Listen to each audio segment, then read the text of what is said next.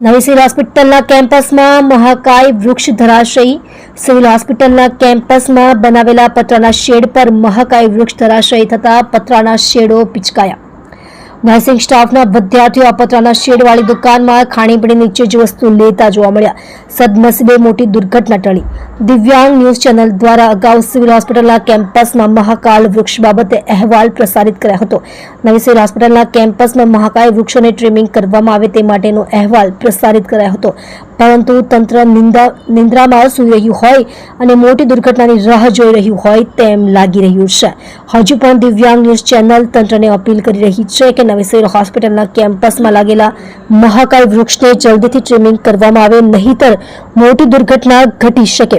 તંત્ર કોઈ મોટી દુર્ઘટનાની રાહ તો નથી જોઈ રહી ને। जी सर। जी सर, अपना नाम डेजिग्नेट। सब फायर ऑफिसर विजय पटेल। जी सर, केवा प्रकारનો કોલ લાગ્યો તો કેવા પ્રકારની ઘટના સામે આવી? લગભગ 11:50 આસપાસ કોલ લાગેલો અને અમે લોકો અહીંયા ઝાડની કામગીરી માટે આવેલા અને ઝાડ પડી ગયેલું હતું, તે પાછળ પતરાનો સેટ છે તેના ઉપર પડી ગયેલું હતું અને જાનહાની થઈ છે? કોઈ પ્રકારની જાનહાની થયેલી નથી। જે આ વૃક્ષ એટલું જૂનું હતું ને કેવા પ્રકારની કામગીરી આયોજન કરવામાં આ વૃક્ષ કમસે કમ 15 થી 20 વર્ષ જૂનું હશે। નીલગીરીનું ઝાડ છે, મોટો વિશાળકાય, અને પડી ગયેલું હતું। અમે લોકો ગાર્ડન ખાતાને જાણ કરી છે, આઈને ભરી જશે। અમે કાપીને સાઈડ કરી દીધેલું છે, કોઈ જાનહાની થયેલી નથી।